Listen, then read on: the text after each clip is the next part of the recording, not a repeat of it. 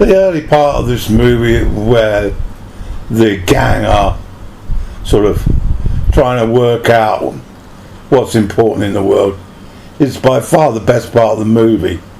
And I'm particularly intrigued by the scenes involving the boys as they all bid in their own little sweet ways to get their rocks off with your begging.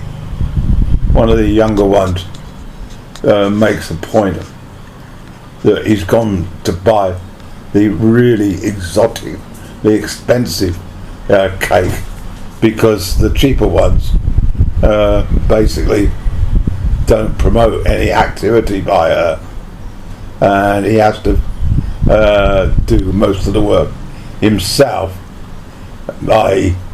getting an erection and coming.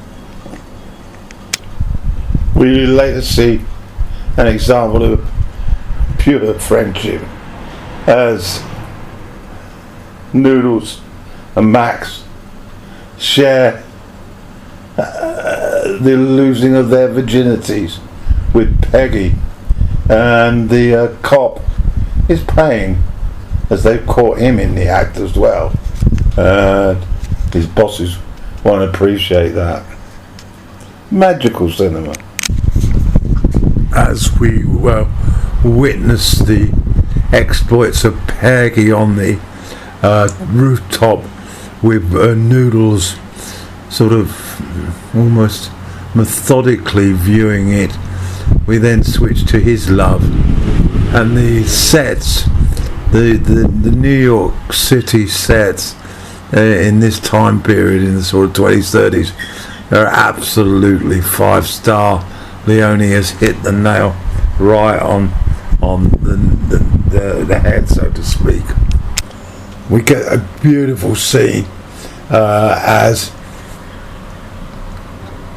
the young Noodles, played by Scott Tiller, gets an opportunity to be with his love of his life, Deborah, played by Jennifer Connelly, and they breach the first kiss before they're interrupted.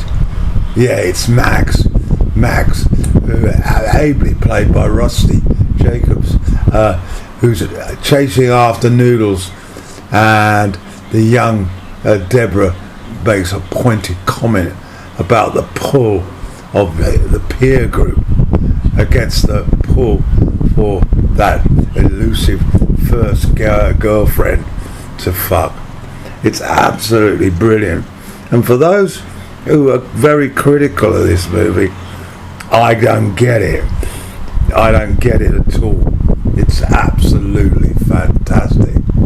And just while I'm here, I just want to point out that the other two guys who really need to be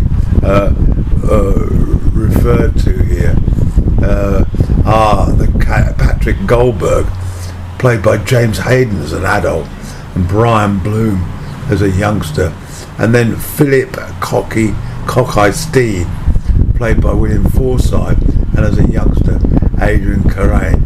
Definitely worth mentioning those two as I'm flipping at the cast. As the 5 gang members unite with their first pay off and make their agreements, all looks well, but there's the other gang, of course, who control the streets, and it then leads to the final snapshot of them as teenagers. It's a tragic scene, and it leads to well, I won't tell you what it leads to, but it's a very encompassing part, and basically that's the end of part 1. The film then switches to the present day, and we see Noodles, the elderly Noodles, staring at this sort of plinth which reads, "Your youngest and strongest will fall by the sword." And this signifies the beginning of the period of time under Prohibition, where the gang, led by Max, retrieve Noodles upon his release from the adolescent borstal, and he joins them in their frolicking in the pleasures and the wealth of running a club in Prohibition. We see the gang out on a job. A memorable scene with the female who appears to own the joint or has some impact, played by Tuesday Wilde. More about her later. And then as the job and its contents to hand it over for payment, but Max and Noodles' gang, well, they're not exactly that honourable, but it's great. Deniro is particularly good in this, I feel. We then get a period of showing how the mixture of organised crime and politics gel in many different ways, and the introduction of Deniro as the police captain. We then get this hilarious scene which for me sort of brought back hints of A Clockwork Orange, where the four members of the gang impose themselves as doctors and rearrange the tags on the babies, one of which is the police commissioner's newly born son. It's quite hilarious. Witness the hilarious scene with De Niro on the phone talking to the captain about the rearranged beds for the newly born children, and how it's connected to getting the scabs and the police out of the problem that's existing between the unions and the bosses in the Teamsters. Magnificent, really, and very, very funny. We then witness the ultimate date at the restaurant between Deborah and Noodles, and the set is absolutely exquisite.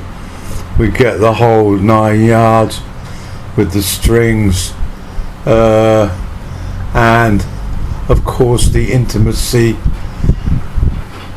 and it really captures the mood terrifically.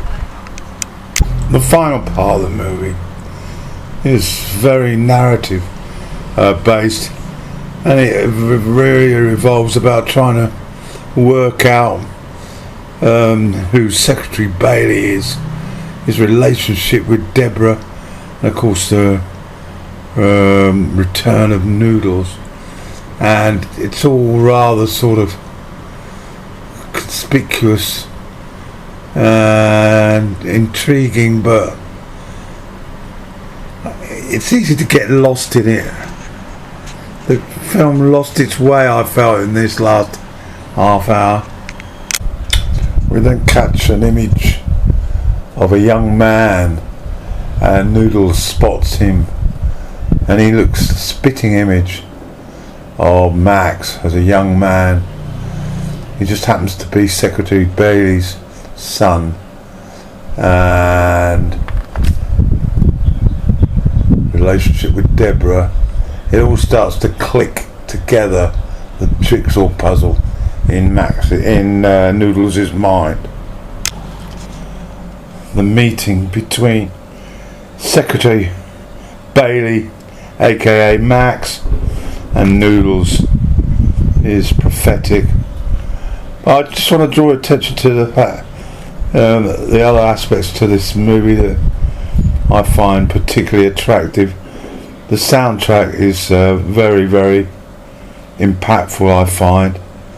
And although the ending might appear to be a little bit predictable, lacking any action as such, it sort of draws a final curtain on the two men and how their lives went in different directions on the night that their two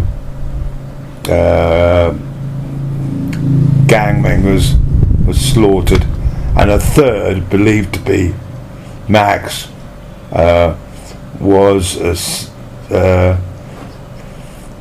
not, and of course Noodles didn't know that at the time, but overall I still find it very impactful.